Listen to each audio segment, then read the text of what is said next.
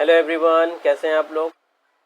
तो previous lecture में यानी लेक्चर नंबर 28 में हमने सीखा था इलास्टिसिटी ऑफ डिमांड के कॉन्सेप्ट और उसका इंट्रोडक्शन।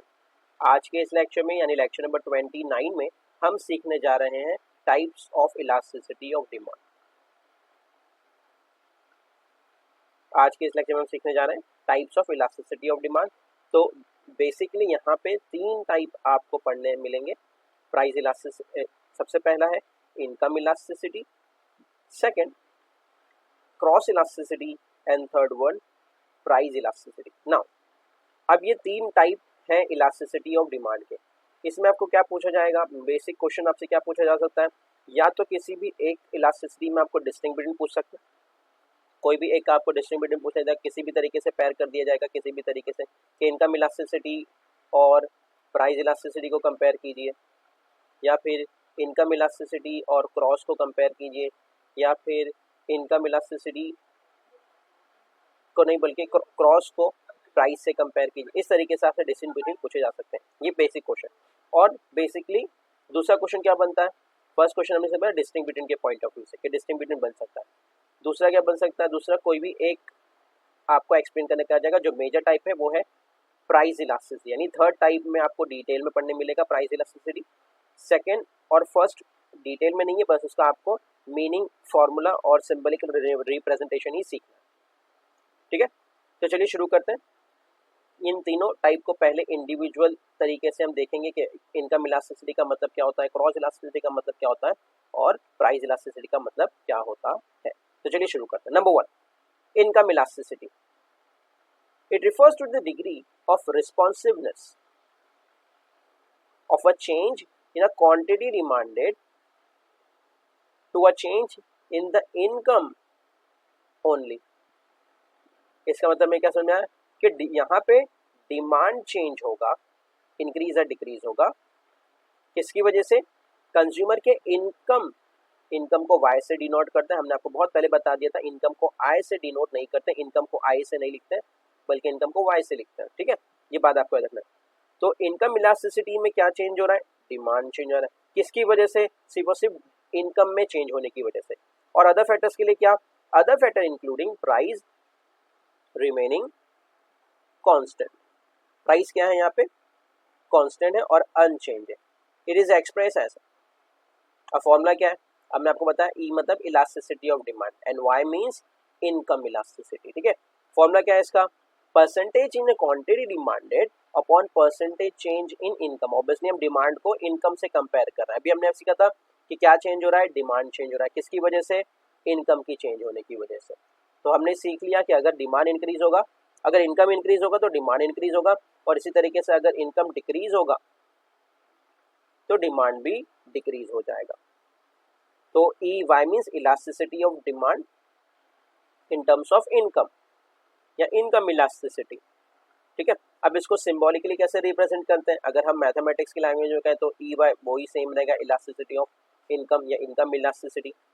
कैसे लिखेंगे, ये है परसेंटेज, देखिए सेम है, जो हमने लिखा है वही है। और ये जो ट्रायंगल है इसका मतलब होता है चेंज। क्यू मीन्स आप जानते हैं क्वांटिटी डिमांडेड के बारे में बात कर रहे हैं। Again upon percentage change in income. Clear हो गया, हमने क्या लिखा, परसेंटेज चेंज, चेंज यहाँ पे ट्रायंगल का मतलब होता है change of quantity demanded upon, किससे कंपेयर करें, quantity demanded, percentage change in income. Percentage का साइन, चेंज मतलब ट्रायंगल, और वाई मीन्स इनकम। क्लियर हो गया सबको, फॉर्मूला क्लियर हो गया आपने, हमने सिंबॉलिकली किस तरह से रिप्रेजेंट किया। हो सकता है आपको मैच द पेयर में पूछ दिया जाए, ट्रू और फॉल्स में पूछ दिया जाए, आपको इनकम इलास्टिसिटी देगा और यहाँ पे प्राइस लिख देंगे। तो ऑब्वियसली आपको याद रखना है कि अगर यहाँ पे इनकम लिखा गया है, अगर हम इनकम इलास्टिसिटी फाइंड कर रहे हैं तो डिनोमिनेटर में नीचे भी इनकम से ही कंपेयर करेंगे, प्राइस से कंपेयर नहीं करेंगे। हाँ, अगर यहाँ पे प्राइस होता, प्राइस इलास्टिसिटी, तो यहाँ पे भी प्राइस होता, यहाँ पे फिर इनकम नहीं होता। तो इस तरीके से ट्रू और फॉल्स में मैच द पेयर में आपसे पूछा जा सकता है। बस ये आपको सिंबॉलिकली याद रख लेना। अब आपको मैथमेटिकल लैंग्वेज में इसको और ज़्यादा इसी टर्मिनोलॉजी को, इसी फॉर्मूले को और ज़्यादा एक्सप्लेन करके उन्होंने लिखा है। कैसे पता चला, चेंज कैसे पता चलेगा, तो देखिए change in quantity demanded, Q मतलब ओरिजिनल क्वांटिटी, अभी हम नीचे पढ़ेंगे, अपॉन यानी डिवाइड बाय का साइन। ठीक है, change in income upon original income. तो हमने क्या किया, आप दे देखिए change in quantity demanded upon original demand into क्यों कर दिया, दैट्स इन जो जब किया तो आपने देखा कि ये जो डिनोमिनेटर पे था न्यूमरेटर में चला गया, यानी जो इनकम था ओरिजिनल इनकम वो आप देखिए अब न्यूमरेटर में आ गया, और जो डिनोमिनेटर में था वो न्यूमरेटर में आ गया। और इसी तरीके से जो डिनोमिनेटर था न्यूमरेटर में देखिए आप कि भाई यहाँ पे ये ऊपर था, ये यहाँ पे नीचे आ गया। क्यों हो गया? ये बेसिक मैथमेटिक्स का रूल है कि जब साइन चेंज होता है तो डिनोमिनेटर जब हम इसको डिवाइड से मल्टीप्लाई की तरफ लेके आते हैं तो जो न्यूमरेटर में डिनोमिनेटर में चले जाता है और जो डिनोमिनेटर में वो न्यूमरेटर में चला जाता है। क्लियर? अब आपको एक्सप्लेन करके देखा है कि इसका मतलब क्या, किस सिंबल का मतलब क्या होता है। Where triangle means change, represent change, Q means original quantity, Y means original income, and triangle Q means change in quantity demanded. Obviously Q मतलब आपको quantity demanded और triangle का मतलब आपको बताया मैंने, that is change. ठीक है, इसी तरीके से triangle Y it shows change in income of a consumer. Triangle means change and Y represents income. तो ये था income elasticity of demand, जहाँ पे हमने क्या सीखा। सबसे पहले हमने सीखा कि क्या होता है इनकम इलास्टिसिटी, जहाँ पे इनकम के चेंज होने की वजह से डिमांड में चेंजेस आते हैं। फिर हमने उसका एक फॉर्मूला सीखा, फॉर्मूला क्या था, percentage change in quantity demanded upon percentage change in income.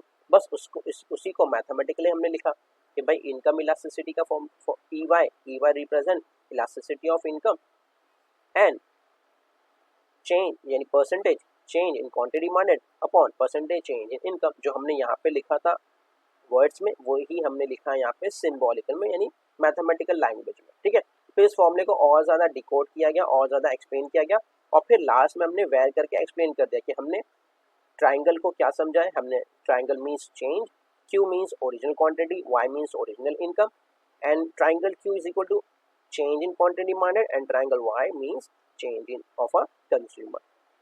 तो ये था income elasticity. Types of elasticity में पहला elasticity income elasticity of demand. I hope आपको ये फर्स्ट टाइप क्लियर हो गया होगा। नेक्स्ट लेक्चर में हम नेक्स्ट टाइप यानी क्रॉस इलास्टिसिटी सीखेंगे। जब तक के लिए keep learning, keep growing, keep smiling. Thank you very much and of course good bye.